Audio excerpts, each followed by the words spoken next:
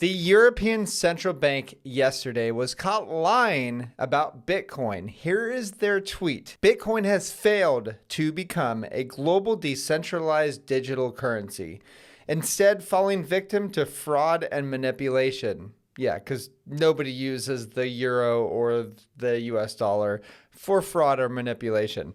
The recent approval of an ETF doesn't change the fact that Bitcoin is costly, slow, and inconvenient. So inconvenient that you don't actually need KYC to send it anywhere. Interesting, because first off, they are coming out, the European Central Bank is coming out with a digital euro. And guess who they copied the code from, or at least used part of the code from? Bitcoin. So they lied completely, saying it's a horrible thing. It's kind of worthless, whatever. But they're actually using it. Not only are they using it because they can't think for themselves or create something amazing, they have to use what the free market has given the European Central Bank. And they're going to create a closed source network, which means that you won't be able to see the code. It's not going to be transparent, and it's going to be fully controlled by the European Central Bank. And the reason why they hate Bitcoin so much is because they can't control any of it. Literally, they can't control any of it. And they're worried because they know that the digital euro cannot compete with Bitcoin. These people will say whatever it takes for you to onboard with their digital currency.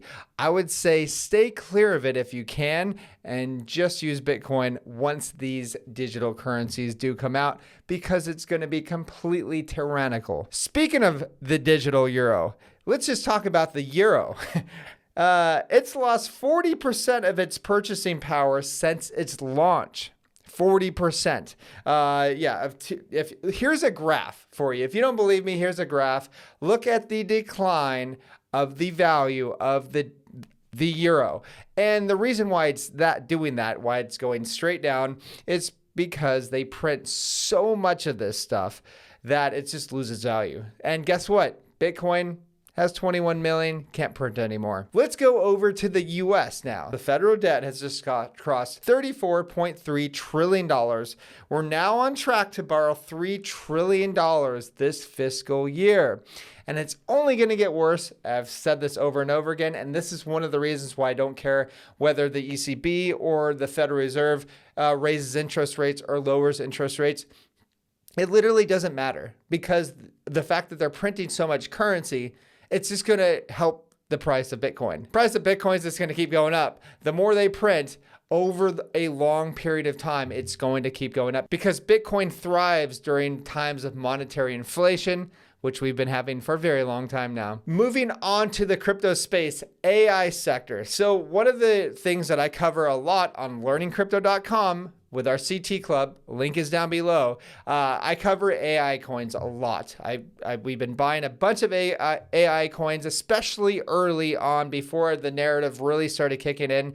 And one of the reasons why it's blowing up is, just look around you. You can see what's happening with the amount of companies that are investing in it. You have Sam Altman trying to raise $7 trillion for projects with AI. So it's huge. It's not going anywhere. Not only that, but the people that actually help facilitate AI, NVIDIA, you've heard them, they reported $22.1 billion in revenue for quarter 4. That's 7.28% higher than expectations. And yes, it went from, at the close of the market, it went from $674.72 to $740. And that is why, for the most part, AI coins are skyrocketing. And I really think that AI coins are going to be the largest narrative in the entire crypto space this coming bull market. Yes, bigger than gaming, bigger than anything else. There's plenty of opportunities out there, and I cover that all on learningcrypto.com. Anyways, please like and subscribe, and I will talk to you guys soon. Bye-bye.